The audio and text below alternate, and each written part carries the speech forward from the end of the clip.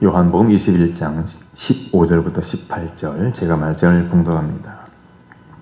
그들이 조반 먹은 후에 예수께서 시몬 베드로에게 이르시되 요한의 아들 시몬아 내가 이 사람들보다 나를 더 사랑하느냐 하시니 이르되 주님 그러하나이다. 내가 주님을 사랑하는 줄 주님께서 아시나이다. 이르시되 내 어린 양을 먹이라 하시고 또 두 번째 이르시되 요한의 아들 시몬아 내가 나를 사랑하느냐 하시니 이르되 주님 그러하나이다. 내가 주님을 사랑하는 줄 주님께서 아시나이다. 이르시되 내 양을 치라 하시고 세 번째 이르시되 요한의 아들 시몬아 내가 나를 사랑하느냐 하시니 주께서 세 번째 내가 나를 사랑하느냐 하심으로 베드로가 근심하여 이르되 주님 모든 것을 아시오매 내가 주님을 사랑하는 줄을 주님께서 아시나이다. 예수께서 이르시되 내 양을 먹이라. 내가 진실로 진실로 내게 이르노니 내가 젊어서는 스스로 띠띠고 원하는 곳으로 다녔거니와 늙어서는 내 팔을 벌리리니 남이 내게 띠띠우고 원하지 아니하는 곳으로 데려가리라. 아멘. 오늘 시간 내가 나를 사랑하느냐 이런 제목으로 함께 말씀을 나누겠습니다. 세계적인 대문호인 톨스토이는 평생 동안 세 가지 질문을 가슴에 품고 살았다고 합니다. 자, 세 가지 질문. 첫 번째는 일생 중 가장 중요한 때는 언제인가? 두 번째, 가장 중요한 사람은 누구인가? 셋째, 가장 중요한 일은 무엇인가? 이런 질문을 했습니다. 가장 중요한 때, 가장 중요한 사람, 그리고 가장 중요한 일은 무엇인가? 여러분 과연 무엇이라고 생각합니까? 톨스토이는 그 질문에 다음과 같이 대답했습니다. 가장 중요한 때는 바로 지금이고 가장 중요한 사람은 지금 함께 있는 사람이고 가장 중요한 일은 지금 하고 있는 일, 즉 지금 당신 곁에 있는 사람을 위해서 선행을 베푸는 일이다. 이렇게 말했습니다. 위대한 시인이었던 인도의 타고르는 자기 관리에 매우 엄격하기로 유명합니다. 이 타고르에게 많은 제자가 있었는데 어느 날 제자들이 스승인 타고르에게 물었습니다. 스승님, 어떤 사람이 인생의 승리자입니까? 타고르는 웃으며 대답합니다. 자기를 이기는 사람이다. 그러자 한 제자가 다시 묻습니다. 자기를 이기려면 어떻게 해야 합니까? 잠시 침묵이 흐른 뒤에 타고르는 제자들에게 말합니다. 자기를 이기려면 첫 번째, 오늘은 어떻게 지냈는가? 두 번째, 오늘은 어디에 갔었는가? 세 번째, 오늘은 어떤 사람을 만났는가? 네 번째, 오늘은 무엇을 하였는가? 다섯 번째, 오늘은 무엇을 잊어버렸는가? 즉, 후회한 일은 무엇인가? 너희는 자신에게 매일 5가지 질문을 하여라. 이것이 자기를 이기게 하고 인생을 살리게 하는 질문이다. 이렇게 대답했습니다. 세월이 흐를수록 자기 관리는 중요합니다. 그저 흘러가는 대로 지내는 것과 매일 나를 뚜렷하게 돌아보며 사는 것은 확연하게 다릅니다. 오늘도 마찬가지로 오늘을 어떻게 살 것인지 우리 스스로에게 질문을 던져보시기 바랍니다. 자, 요한복음 21장은 부활하신 예수님께서 디베랴 호수에서 7명의 제자들에게 자신을 나타내신 일을 말씀하고 있습니다. 자, 그 7명의 제자는 누구냐면 2절 말씀에 보면 시몬 베드로, 그리고 도마, 갈릴리 사람 나다나엘, 세베대의 아들들, 그러니까 야고보와 요한, 그리고 다른 제자 2명이라고 소개하고 있습니다. 그리고 이곳 디베랴 호수는 갈릴리 바다를 가리킵니다. 갈릴리 바다에 대한 로마의 공식적인 명칭은 6장 1절에 말씀한 대로 디베랴의 갈릴리 바다 이렇게 표현합니다. 디베랴의 갈릴리 바다.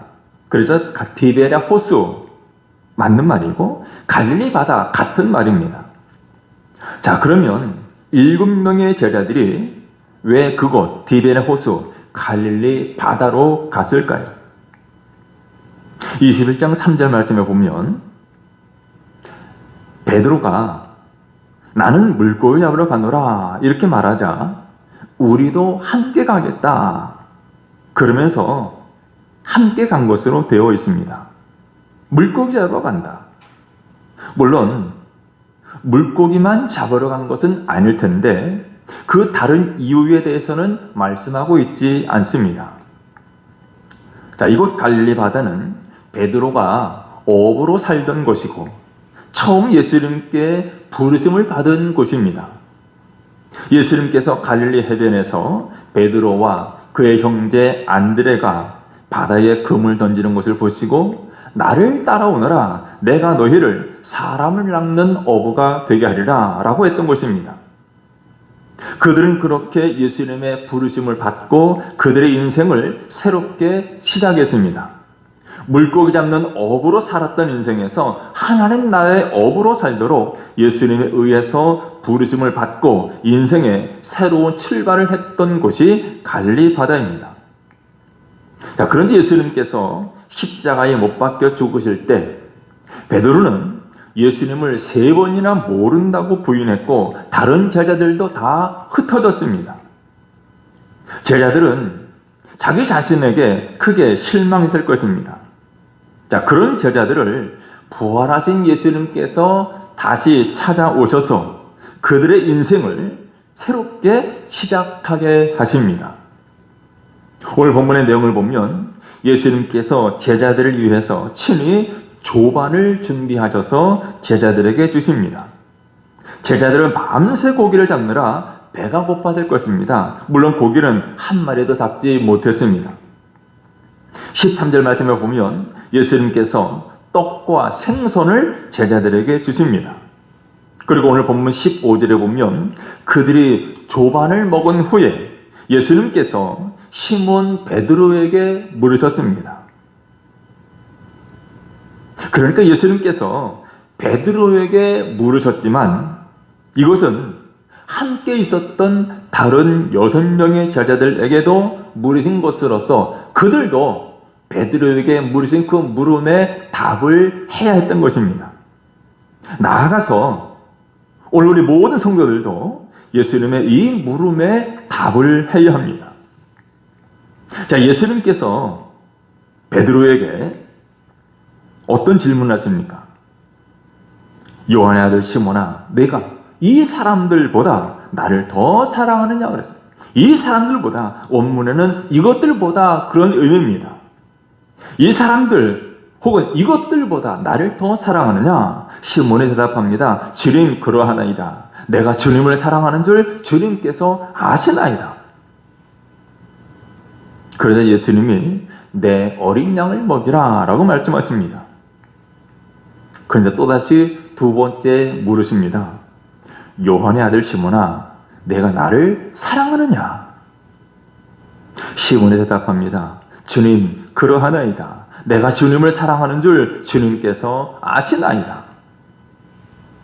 또다시 예수님은 내 양을 치라 라고 말씀하십니다. 그런데 예수님은 동일하게 3번째 질문을 던지십니다. 요한의 아들 시몬아, 내가 나를 사랑하느냐? 베드로는 3번을 동일하게 질문하자 마음속으로 근심이 되어 대답합니다.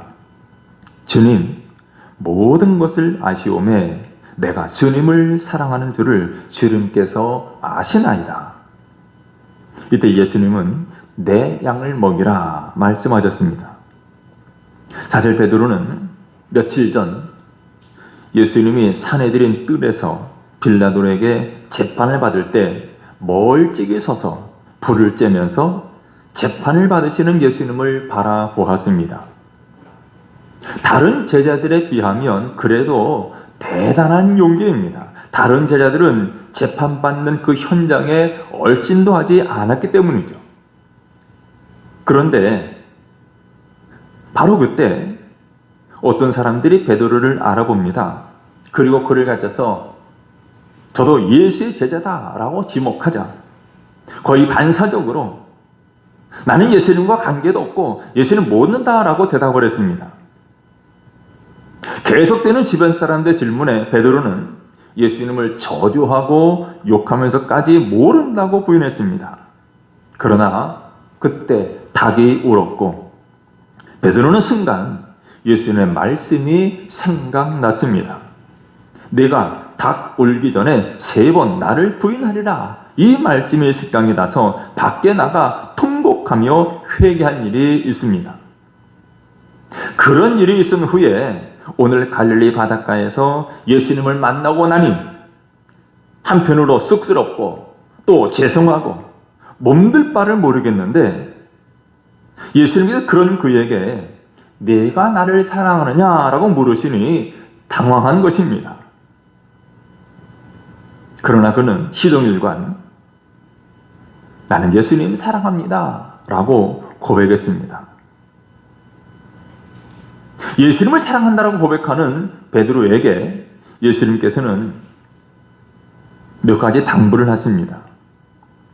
여러분 그때 우리 예수님께서 베드로에게 가진 말씀, 베드로에게 물으신 그 물음, 그것은 오늘 우리들에게도 동일하게 하시는 말씀이요 물음인 줄로 믿습니다. 자, 여러분 예수님께서 3번 연이어 물으셨습니다. 내가 나를 사랑하느냐? 내가 나를 사랑하느냐? 이 물음, 이 질문 속에는 너는 나를 사랑해야 된다. 너는 하나님을 사랑하라. 이런 뜻이 담겨져 있습니다. 사람들 간에도 마찬가지로 나 사랑해 라고 물으면 그것은 무슨 말입니까? 나를 사랑해야 된다라는 의미가 담겨져 있습니다. 내가 나를 사랑하느냐? 너는 예수님을 나를 사랑해야 되고 하나님을 사랑해야 된다. 이런 뜻입니다. 오늘 우리 성도들이 사랑해야 할 대상은 우리 예수님이십니다. 예수님은 우리의 믿음의 대상이시면서 동시에 사랑의 대상이십니다. 아니, 믿음이란 곧 예수님을 사랑하는 일입니다. 우리가 잘 아는 대로 신명기 6장 4절에 이렇게 말씀했습니다. 이스라엘아 들으라. 우리 하나님 여호와는 오직 유일한 여호와시니 너는 마음을 다하고 뜻을 다하고 힘을 다하여 내 하나님 여호와를 사랑하라. 하나님을 사랑하라고 말씀하셨습니다. 또 신명기 11장이 말씀합니다. 내가 오늘 너희에게 명하는 내 명령을 너희가 만일 청종하고 너희 하나님 여호와를 사랑하여 마음을 다하고 뜻을 다하여 섬기면 여호와께서 너희의 땅에 이른 비 늦은 비를 적당한 때에 내리시리니 너희가 곡식과 포도주와 기름을 얻을 것이요 또 가축을 위하여 들에 풀이 나게 하시리니 내가 먹고 배부를 것이라.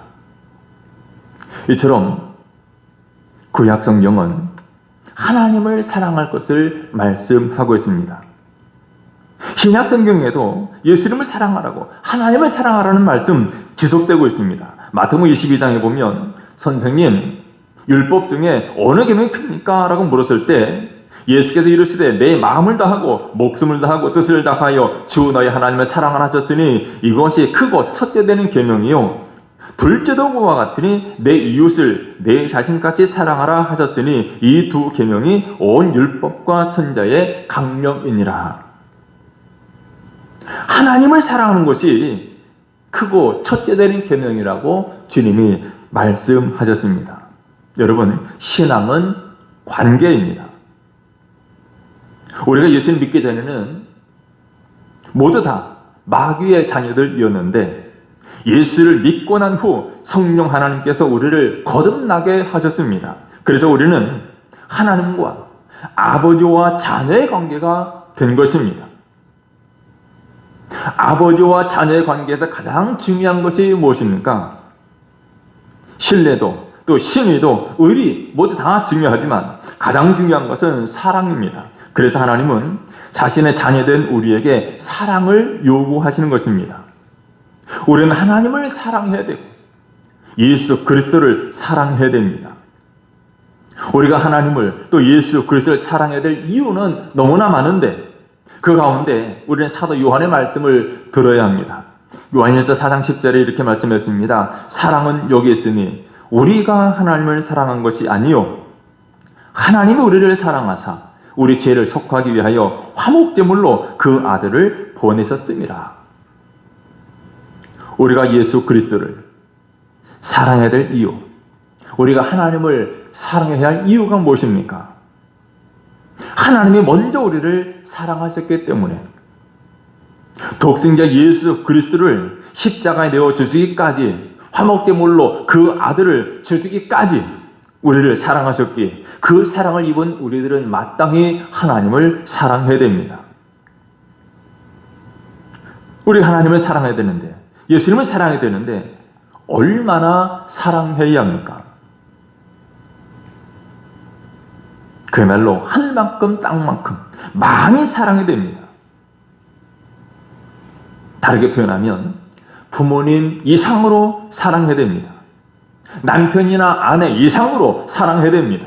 내 아들, 딸보다 더 사랑할 수 있어야 합니다. 내 가까운 친구나 형제보다 더 사랑할 수 있어야 합니다. 우리가 가진 소유들, 재물보다도 명예나 권세나 사회적인 신분보다도 더 사랑할 수 있어야 합니다. 그래야 예수님을 사랑하는 것입니다. 마태복음 10장 37절 이하에서 예수님은 이렇게 말씀하십니다.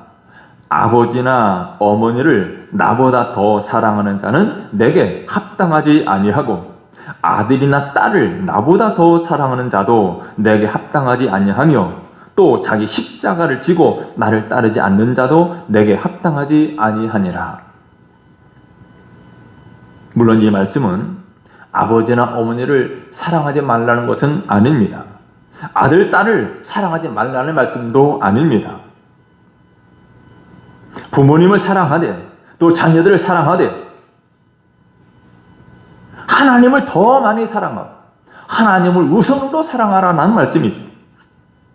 그래서 우리는 예수님을 이렇게 사랑해야 합니다. 주님은 우리에게 묻습니다. 내가 나를 사랑하느냐? 이 물음은 너는 나를 사랑해야 된다. 너는 하나님을 사랑하라 이 말씀입니다. 우리는 하나님을 예수 그리스도를 사랑하되 세상의 그 무엇보다도 더 사랑해야 됩니다. 폴란드의 소설가인 생키비치의 소설 쿠오바데스라는 소설이 있는데 마지막 부분에 이런 내용이 나오죠. 예수님께서 십자가의 처형을 당한 이후로 네로 황제는 더욱더 잔인한 방법으로 기독교인들을 학살합니다. 그때 기독교인이었던 기리아라는 사람이 있는데 그가 수많은 시민들이 보고 있는 가운데 무시무시한 들소들이 들어있는 원형 경기장 안으로 들여보내줍니다. 이제 이 기리아라는 사람은 그 무시무시한 들소들에 의해서 뿔로 치움을 받고 짓밟혀서 죽을 위험에 처해 있습니다. 그렇게 학살당할 위험에 처해 있습니다. 그러나 당시에 노예였던 우르소스가 그 원형극장 안으로 뛰어 들어갑니다. 그리고 들소의 머리와 뿔을 비틀어서 위기에 처한 기리아를 구출해 나옵니다. 이처럼 구사일생으로 살아나온 이 기리아와 우르소스는 당시 지하교회에 숨어있던 베드로를 찾아갑니다. 그리고 권합니다. 로마에 머물러 있다가는 죽을 수밖에 없으니 빨리 로마를 탈출하라 권유합니다. 베드로는 이들의 권유를 듣고 할 수 없이 로마를 빠져나와서 한 들판을 가고 있는데 갑자기 한 줄기의 빛이 다가옵니다. 사람의 형체를 띠고 있는데 가까이 가서 보니까 바로 예수님이었습니다. 깜짝 놀란 베드로가 예수님께 묻습니다. 쿠오바디스 도미네, 주여 어디로 가십니까? 그때 예수님께서 슬픈 음성으로 대답하십니다. 네가 내 백성을 버리고 로마를 떠나려 하니 내가 다시 십자가에 못 박히려고 로마로 가려고 한다. 그 말을 들은 베드로가 마음속에 찔림을 받았습니다. 갈릴리 바닷가에서 3번씩이나 주여 내가 당신을 사랑합니다 라고 고백한 것이 생각이 났습니다. 그래서 그 자리에서 다시 로마로 돌아가서 담대하게 복음을 전하다가 예수님의 예언 그대로 거꾸로 십자가에 매달려 순교했다라는 내용이죠. 오늘 보면 18절 19절 말씀이 그 내용입니다. 내가 젊어서는 스스로 띠뛰고 원하는 곳으로 다녔거니와 늙어서는 내 팔을 벌리리니 남이 내게 띠뛰고 원하지 아니하는 곳으로 데려가리라. 이 말씀을 하시면 베드로가 어떠한 죽음으로 하나님께 영광을 돌릴 것을 가리키심이로라. 여러분, 베드로는 죽음으로써 예수님을 사랑하는 증거를 보여드렸습니다. 여러분, 우리는 무엇으로 예수님을 사랑한다는 증거를 보여드리겠습니까? 우리 마음을 다하고 뜻을 다하고 성품을 다해 우리 하나님을, 우리 예수님을 더욱 사랑할 수 있기를 바랍니다. 두 번째로 예수님께서 베드로에게 어떤 말씀하셨습니까? 내가 주님 사랑합니다 라고 고백했을 때 베드로에게 말씀하셨습니다. 내 어린 양을 먹이라. 내 양을 치라. 내 양을 먹이라 말씀하셨습니다. 어린 양을 먹이라. 이 어린 양은 연령적으로 어린 아이들도 포함되지만 교회 안에 있는 영적으로 약하고 신앙적으로 약한 성도들을 의미합니다. 사실 기독교 초기에 공동체의 사람들, 기독교 초기 교회 안의 사람들, 그들은 모두가 이렇게 연약한 어린 아이들과 같았습니다. 그러나 예수님은 베드로에게 초대교회 공동체를 끌고 갈 책임을 부여하신 것입니다. 내가 교회를 맡아서, 내가 교회 성도들을 맡아서 잘 먹이라는 말이죠. 그래서 베드로는 초대교회를 잘 끌고 갔고 양들을 잘 보살폈습니다. 여러분, 오늘날 우리 입장에서의 양, 이 양은 다름 아닌 교회 공동체를 말합니다.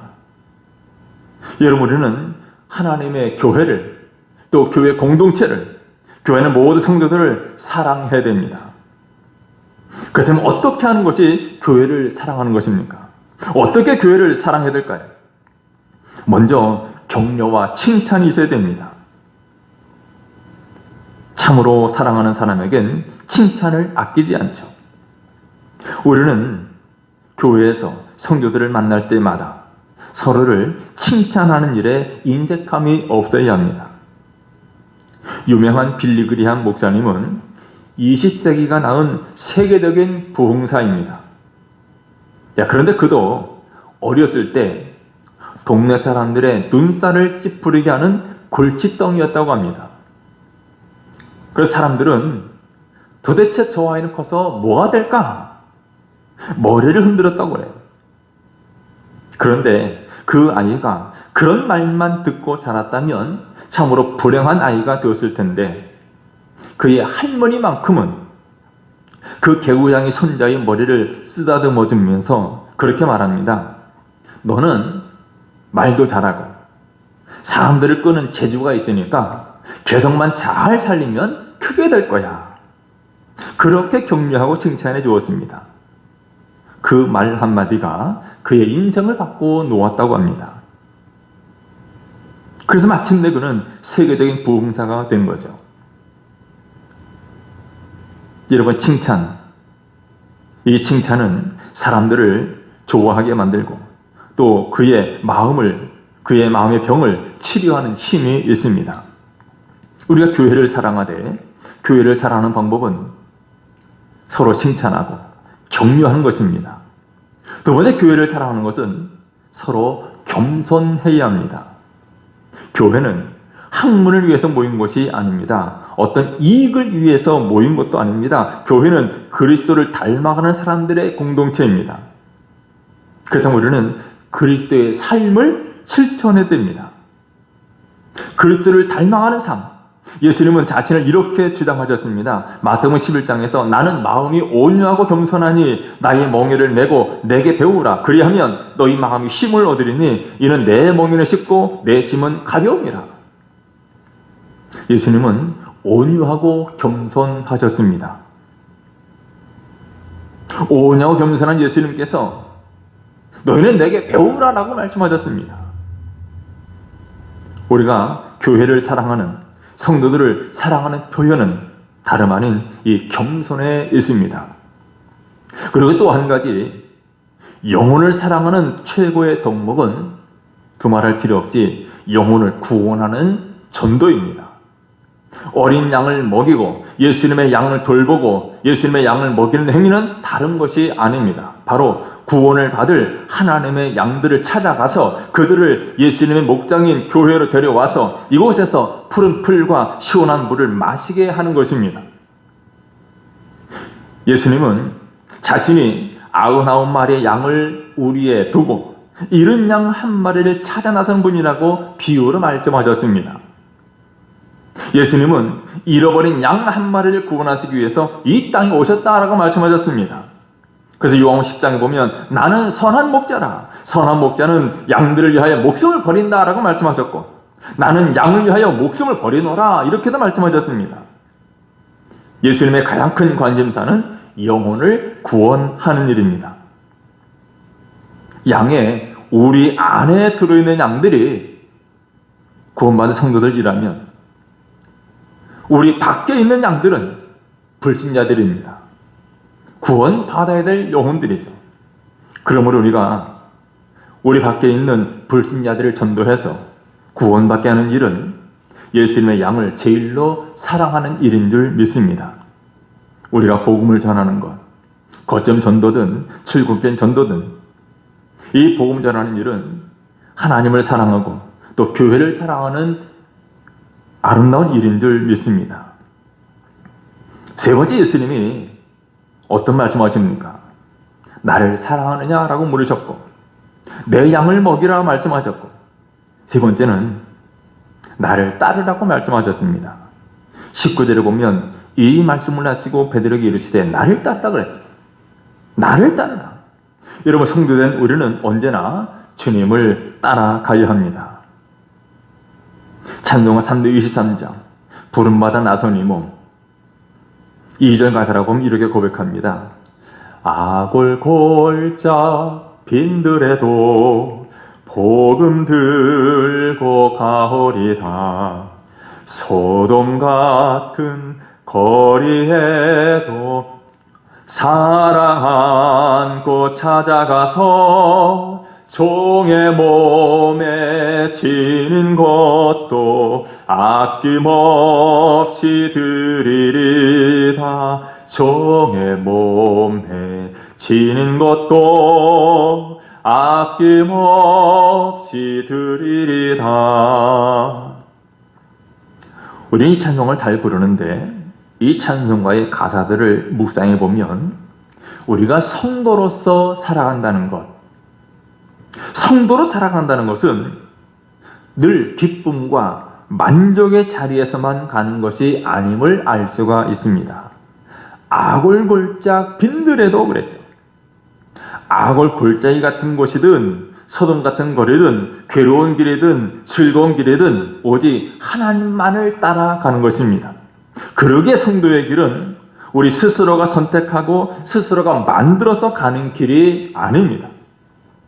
모든 성도들, 목사나 또 장로나 권사나 집사나 평신도나 모두가 다 하나님을 향한 사랑을 품고 오직 하나님만을 바라보며 가야 합니다.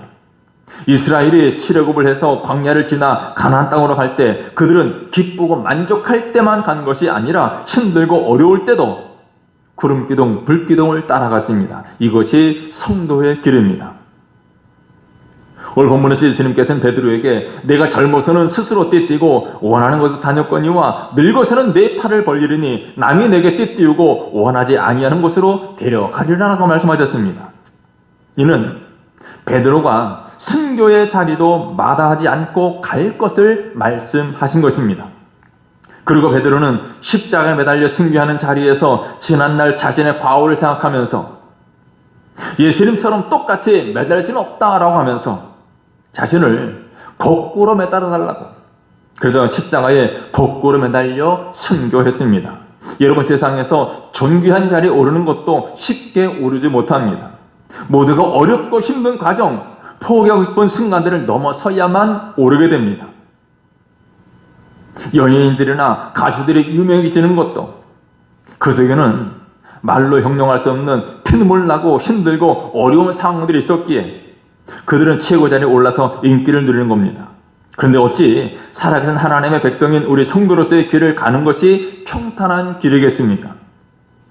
성도로서 살아간다는 것은 내 자신을 부인하고 하나님이 내게 주신 사명을 이루기 위해서 내 십자가를 지고 가는 것입니다.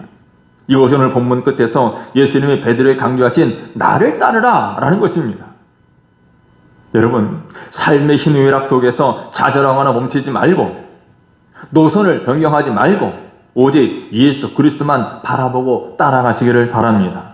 우리를 위해서 십자가 달리신 예수님의 사랑과 하나님의 은혜만을 생각하고 성도로서의 길을 가시기를 바랍니다. 순교자 주기철 목사님이 지은 영문 밖의 길이라는 찬송시가 있죠. 영문 밖의 길, 이 영문은 예수님께서 십자가에 못 박혀 돌아가신 예루살렘 성문 밖 골고다 언덕을 말합니다. 그 영문 밖의 길을 하는 찬송에 3절에 보면 이런 가사가 있습니다. 눈물 없이 못 가는 길, 피 없이 못 가는 길, 영문 밖에 좁은 길이 골고다의 길이라네. 영생복락 얻으려면 이 길만은 걸어야 해. 배고파도 올라가고 죽더라도 올라가세. 5절 다 같이 할까요? 십자가에 고개 터기 제 아무리 어려워도 주님 가신 길이 오니 내가 어찌 못 가오랴. 주님 제자 베드로는 거꾸로도 갔사오니 고생이라 못 가오며 죽음이라 못 가오리. 주기철 목사님은 일제치하에서 순교하며 예수님을 따랐습니다. 우리 주님의 제자 베드로는 결국 로마에서 거꾸로 십자가를 지고 예수님을 따랐습니다. 바울 사도 역시 로마의 사형장에서 단도대에 목이 잘리면서 예수님의 뒤를 따랐습니다. 그래서 예수님을 따른다는 것은 다른 말로 표현하면 충성입니다. 우리는 예수님께 충성을 다해야 합니다. 왜냐하면 예수님이 우리를 사랑하셨기 때문입니다. 예수님이 우리를 위하여 죽으셨기 때문에, 예수님이 나를 대신하여 십자가를 지셨기 때문입니다. 그 은혜를 보답하는 것은 내가 예수님을 위하여 십자가를 지고 끝까지 충성하는 것입니다.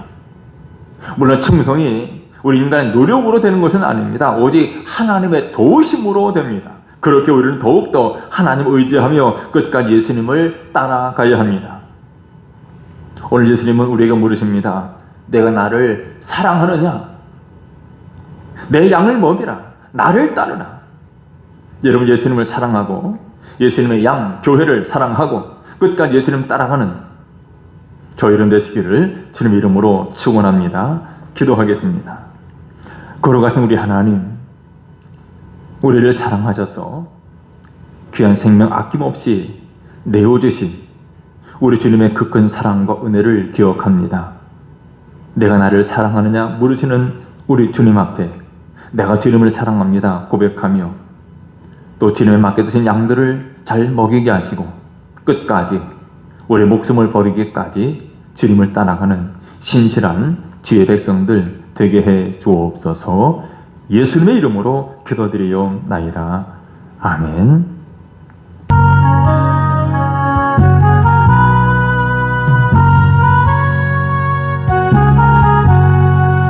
푸른 바다 나서니 뭐 어디든